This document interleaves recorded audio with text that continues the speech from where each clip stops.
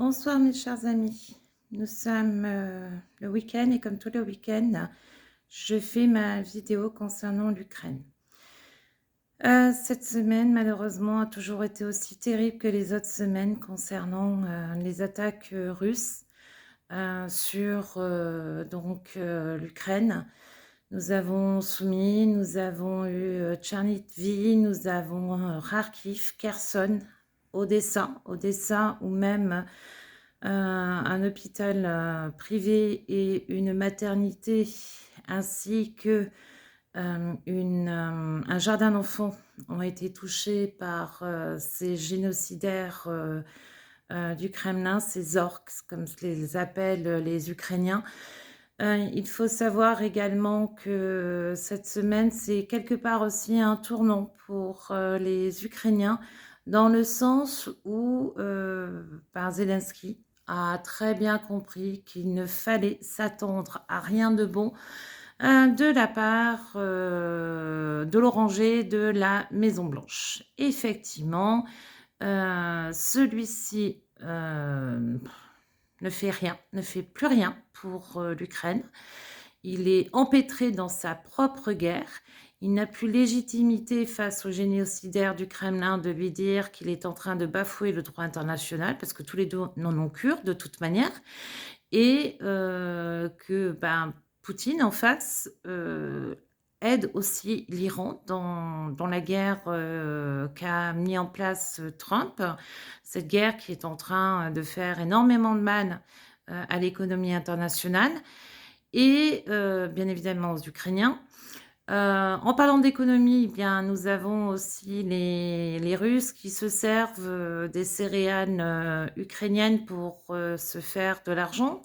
Ils volent les céréales ukrainiennes et les vendent à des pays tiers. Israël a refusé une cargaison cette semaine parce que justement, il s'agissait du blé et d'orge ukrainienne qui ont été volés par les Russes.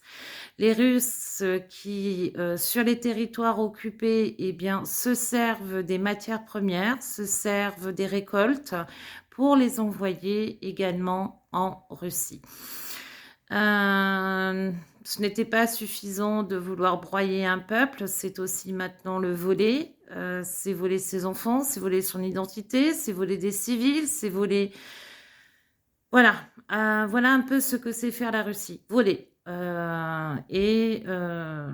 Nous avons le génocidaire du Kremlin qui a peur pour sa fête du 9 mai, qui a demandé un cessez-le-feu bizarrement à Zelensky pour lui permettre de fêter le 9 mai et la fête patriotique, quand bien même il est décidé de réduire les festivités en Russie de peur des drones ukrainiens, car effectivement l'Ukraine a aujourd'hui mène des actions en profondeur dans le pays, en Russie, avec de sacrés succès, que ce soit de la destruction de matériel militaire, mais également de raffineries où tout passe continue de cramer.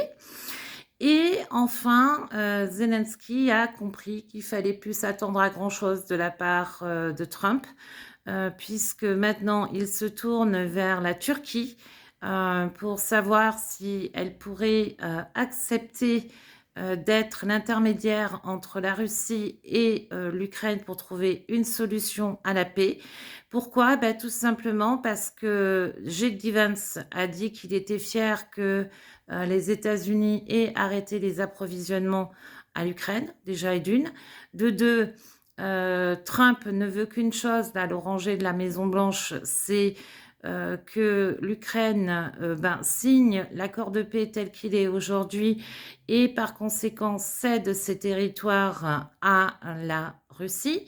Or, on sait très bien qu'il en est hors de question. Trump est fatigué par l'Ukraine. Trump ne veut plus s'occuper de l'Ukraine. Aujourd'hui, il se dit l'homme le plus fort du monde. C'est le plus faible du monde avec son ami et très cher complice, le génocidaire du Kremlin. Voilà, nous avons 2 grandes puissances de l'après-guerre, de l'après-Seconde Guerre mondiale, qui se retrouvent confrontés à 2 pays, pour lesquels ils ne s'attendaient absolument pas à une telle résistance et malheureusement, c'est toujours les mêmes qui trinquent, des civils, que ce soit à Ternopil, que ce soit à Kherson, que ce soit à Odessa, que ce soit à Kharkiv, Zaporijjia, Rivne, Tchernivtsi, Soumy, Poltava et j'en passe certainement des communes ukrainiennes que je dois oublier. Cependant, les Ukrainiens continuent leur reconquête des territoires pas à pas. Aujourd'hui, les Russes sont stoppés et n'avancent plus sur la ligne de front. C'est l'inverse qui se passe.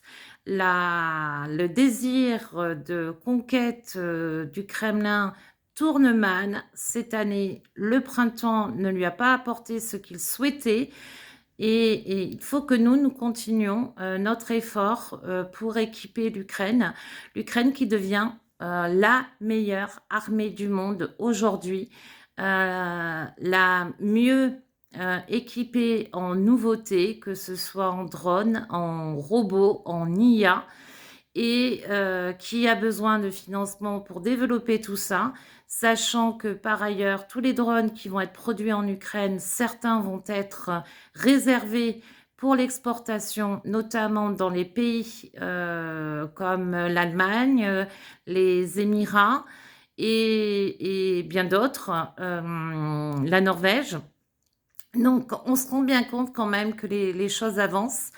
Une chose qui n'est passée sous les radars de nos médias en France, c'est que nous avons l'armée française qui est intervenue au niveau des pays baltes pour arrêter deux Sukhoi qui étaient en train de vouloir violer le territoire aérien des pays baltes.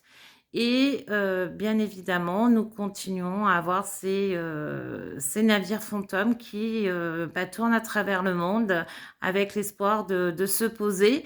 Et puis bon, sachant qu'en plus de ça, Trump en a rajouté au bazar sur les océans et les mers du monde, notamment dans le détroit d'Ormuz, eh bien, je pense que nous allons avoir de grosses difficultés économiques à venir.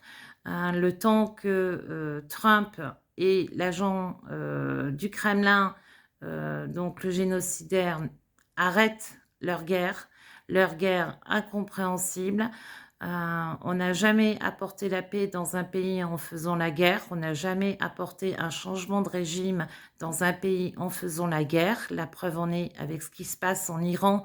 Et malheureusement, je crains que le régime iranien ne soit renforcé au détriment de la population.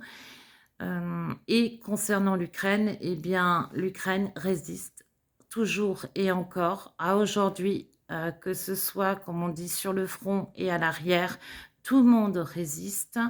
J'ai même du mal à parler de l'arrière à aujourd'hui parce que avec les moyens techniques qui sont utilisés dans cette guerre, sachant que le génocidaire du Kremlin tape des infrastructures civiles, des jardins d'enfants, des maternités, des hôpitaux, malheureusement, le front est partout en Ukraine.